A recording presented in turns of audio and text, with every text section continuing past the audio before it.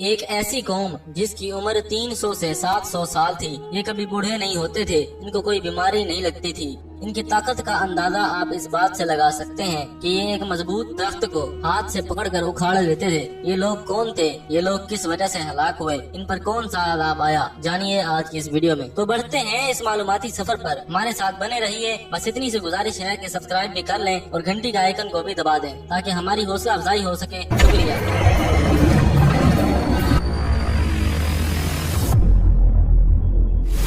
قوم سمود۔ دراصل قوم عاد کے دو گروہ تھے، ایک کو عاد اولا اور دوسرے کو عاد ثانیہ کہا جاتا ہے۔ عاد اولا کو قوم عاد کہتے ہیں جن کی جانب حضرت ہود علیہ السلام کو مبعوث فرمایا گیا تھا، اور عاد ثانیہ کو قوم سمود کہا جاتا ہے جن کی جانب حضرت صالح علیہ السلام کو مبعوث فرمایا گیا تھا۔ آج کی گفتگو کا موضوع قوم سمود کے بارے میں ہے۔ قوم سمود بن عابر بن ارم بن سام بن نوح کی اولاد سے تھے۔ یہ قوم حضرت ہود علیہ السلام کے چچا زاد بھائیوں پر مشتمل تھی۔ عاد اور سمود چچا زاد بھائی تھے۔ یہ قوم مقام ہجر میں رہتی تھی۔ یہ علاقہ حجاز اور بلد شام کے درمیان موجود تھا۔ جب قوم عاد پر عذاب الہی آیا اور ان کی زمین ایسے ہو گئی جیسے وہاں کچھ تھا ہی نہیں، تو اس قوم نے اس علاقے میں قبضہ کر لیا اور قوم عاد کی جگہ آباد ہوئی۔ اس قوم کی عمر 300 سے 700 سال اور اس سے بھی زیادہ بتائی جاتی ہے۔ اس قوم پر پوری زندگی میں کوئی بیماری نہیں آتی اور یہ ہمیشہ طاقتور رہتی تھی۔ اس قوم کو اس دور کا سپر پاور کہا جائے تو بجا ہوگا، اور بڑے بڑے پہاڑوں میں رہتے تھے۔ یہ قوم بھی دوسری قوموں کی طرح بت پرستی اور دوسری برائیوں میں مبتلا تھی، لیکن اللہ تعالیٰ نے اپنے بندے حضرت صالح علیہ السلام کو اس قوم کی جانب مبعوث فرمایا اور اس قوم کو راہ حق کی ہدایت کرتے ہوئے حضرت صالح علیہ السلام کو کئی عرصہ ہو گیا۔ یہ قوم نہ مانی، چند افراد ہی حضرت صالح علیہ السلام کے ساتھ تھے۔ جب حضرت صالح علیہ السلام اپنی قوم سے تنگ آ گئے اور اظہار کیا کہ میں اپنی تبلیغ کا آخری فیصلہ چاہتا ہوں، تو قوم سمود نے کہا کہ اگر آپ واقعی اللہ کے نبی ہیں تو ہمیں کوئی معجزہ دکھائیں جس سے آپ کی نبوت ثابت ہو جائے۔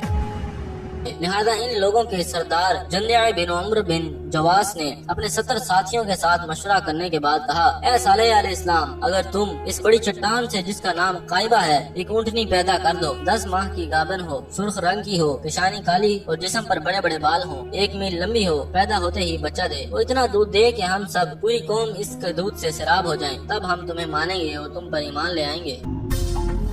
حضرت صالح علیہ السلام نے کہا، جب اللہ تعالیٰ کوئی نشانی دکھاتا ہے تو مہلت نہیں دیتا، لیکن قوم نہ مانی اور اپنی ضد پر اڑ گئی۔ ان کی باتوں کو سننے کے بعد حضرت صالح علیہ السلام نے کہا، ٹھیک ہے، اور قوم سے کہا، اچھی طرح وعدہ کرو کہ اگر تمہاری خواہش کے مطابق اونٹنی پیدا ہو گئی تو تم ایمان والوں میں سے ہو جاؤ گے۔ تم لوگوں نے جو بات کہی ہے وہ ہمارے لیے تو بہت مشکل ہے، مگر اللہ تعالیٰ کے لیے کوئی دشواری نہیں، وہ جو چاہتا ہے کر دیتا ہے۔ رب نے فرمایا کہ اگر تم برائی کے ساتھ اس اونٹنی کو ہاتھ لگاؤ گے تو فوراً دردناک عذاب آ جائے گا۔ قوم نے کہا، ہم ایمان لے آئیں گے، ہم جو وعدہ کر رہے ہیں اس سے نہیں ہٹیں گے۔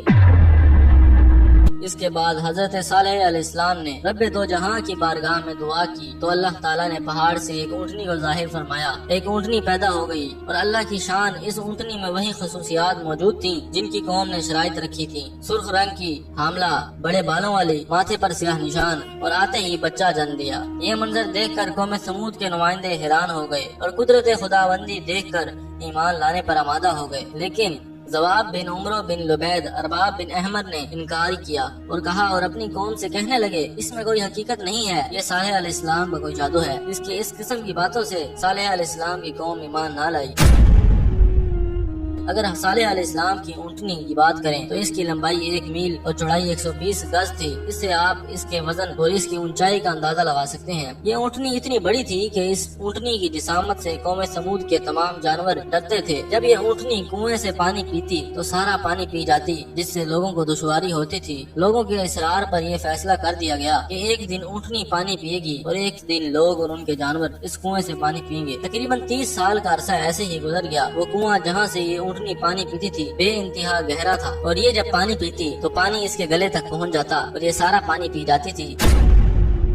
کہتے ہیں کہ یہ جتنا پانی پیتی تھی ویسے ہی دودھ بھی دیتی۔ اس کے دودھ کی مقدار اتنی زیادہ ہوتی کہ تمام قوم سیراب ہو جاتی۔ یہ قوم اس کے دودھ سے مکھن اور گھی اور دوسری چیزیں نکالتی تھی۔ ایک روایت میں ہے کہ یہ لوگ اس کے بالوں سے بیرون ملک تجارت بھی کرتے تھے۔ انہوں نے کافی مال اسی اونٹنی سے حاصل کر لیا۔ اب قوم سمود میں 2 قسم کے لوگ موجود تھے، ایک وہ جو اونٹنی سے فائدہ اٹھا کر اپنی زندگی گزار رہے تھے، اور دوسرے وہ جو اس وقت اقتدار میں تھے اور ان کو اونٹنی سے کوئی غرض نہ تھا، ہاں ان کے دل کے اندر اونٹنی کو مارنے کا جذبہ تھا۔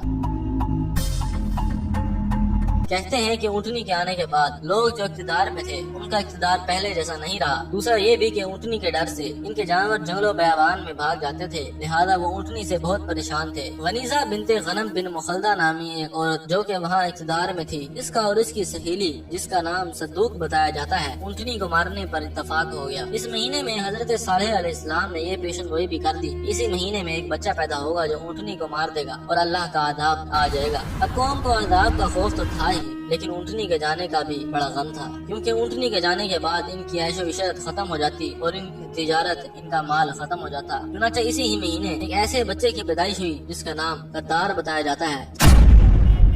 जब ये जवान हुआ तो इसने तीरंदाजी में महारत हासिल कर रखी थी। ये भी इस ऊँटनी को कत्ल करने में दिलचस्पी रखता था। इसने अपनी इस दिलचस्पी को सच कर दिखाया और फिर वही हुआ जिसका कौम को डर था। ये शख्स जिसका नाम गद्दार था, इसके बड़े बड़े लोगों के साथ ताल्लुकात थे, जिनमें गनीजा नामी एक औरत भी शामिल थी। कहा जाता है कि औरत ने जब इसे कहा कि मैं तुम्हें अपने पास तब आने दूंगी जब तुम ऊँटनी को कत्ल कर दोगे, तो ये शर्त पर आमादा हो गया। चुनांचे इसने अपने साथ कई लोगों को मिला लिया और ऊँटनी की राह में छुप गए। जब ऊँटनी पानी पीने में मसरूफ थी तो उन्होंने इसके पाँव पर तीर मारा, फिर दूसरे पाँव पर तीर मारा। ऊँटनी नीचे गिर गई और इन्होंने तलवार से इसके टुकड़े टुकड़े कर दिए और गोश्त को ले लिया।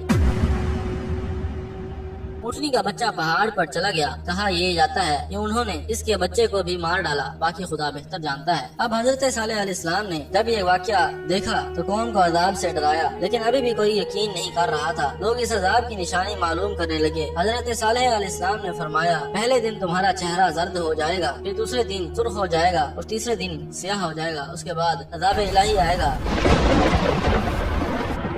इसमें ये मालूम होता है कि 3 दिन के बाद अजाब आया। जब अजाब इलाही की निशानियां देखी तो बहुत परेशान हो गए। हजरत सालेह अलैहिस्सलाम अपने साथियों के हमरा इस बस्ती से निकल गए और अजाब इलाही का वक्त आ गया। अल्लाह बारी ताला ने अजाब में एक जोरदार चीख भेजी, जिसके असर से ये तमाम लोग मर गए और गर्क हो गए